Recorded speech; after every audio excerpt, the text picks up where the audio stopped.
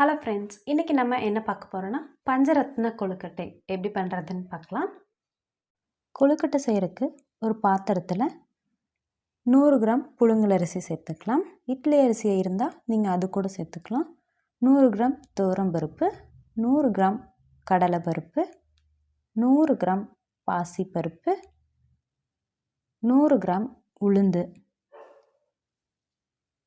இது எல்லாத்தையும் சேர்த்துட்டு தண்ணி ஊற்றி நல்லா அலசி எடுத்துக்கலாம். இப்போ நல்லா கழுவி எடுத்துகிட்டு வந்தாச்சு. இதில் தேவையான அளவு தண்ணி சேர்த்துட்டு 1 மணி நேரம் ஊற வச்சு எடுத்துக்கலாம். இப்போ 1 மணி நேரம் பருப்பு அரிசி எல்லாமே நல்லா ஊறிடுச்சு. இதை மிக்ஸி ஜாரில் சேர்த்து நம்ம கெட்டியாக அரைச்சி எடுத்துக்கலாம். மிக்ஸி ஜாரில் ஊறின அரிசி பருப்பை சேர்த்துக்கலாம். சேர்த்துட்டு சின்ன துண்டு இஞ்சி, 2 பச்சை மிளகாய், 5 வரமிளகாய், தேவையான அளவு உப்பு சேர்த்துக்கலாம். காரம் உங்களுக்கு எவ்வளோ வேணுமோ அதை பொறுத்து சேர்த்துக்கோங்க. நல்லா அரைச்சி அதை ஒரு பாத்திரத்தில் சேர்த்துக்கலாம். ரொம்ப நைஸாக இல்லாமல் கொரகொரப்பாக அரைச்சி எடுத்துக்கோங்க. இப்போ எல்லாத்தையும் அரைச்சி எடுத்தாச்சு. இதில் தேவையான அளவுக்கு கருவேப்பிலை, கொத்தமல்லி சேர்த்து எல்லாத்தையும் நல்லா கலந்து எடுத்துக்கலாம்.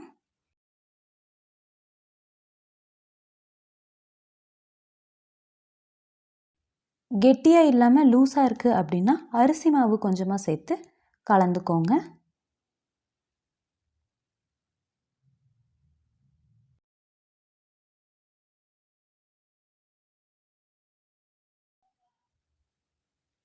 கலந்ததுக்கப்புறமா கொழுக்கட்டைகளை நம்ம பிடிச்சிக்கலாம். அதுக்கு கையில் எண்ணெய் இல்லாட்டி தண்ணி தொட்டுக்கோங்க. தொட்டுட்டு எல்லாத்தையும் கொழுக்கட்டையை பிடிச்சி எடுத்துக்கலாம். ஒன்றோட ஒன்று ஒட்டாமல் வச்சு வேக வச்சுக்கலாம்.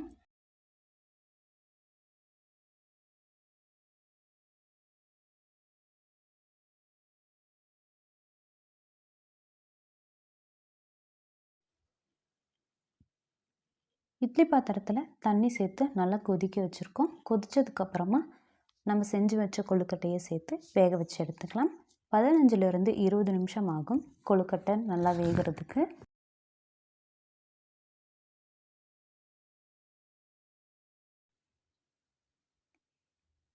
இப்போ கொழுக்கட்டை வெந்துருச்சான்னு பார்க்கலாம். அதுக்கு ஒரு கத்தியில் உள்ளே விட்டு பார்த்தோம்னா கத்தியில் ஒட்டாமல் வரும். அப்படின்னா நல்லா வெந்துருச்சுன்னு அர்த்தம். கொழுக்கட்டை பார்த்திங்கன்னா நல்லா சாஃப்டாக வெந்து வந்திருக்கு.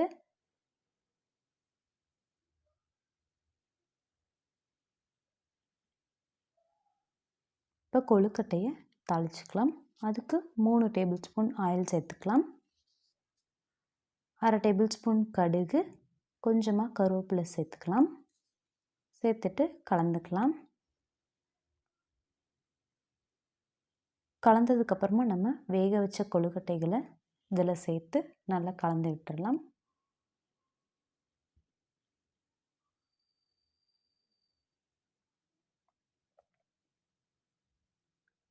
அவ்வளோதாங்க, சூப்பரான கொழுக்கட்டை ரெடி ஆயிடுச்சு. ரொம்ப ஹெல்த்தியான ரெசிபிங்க இது.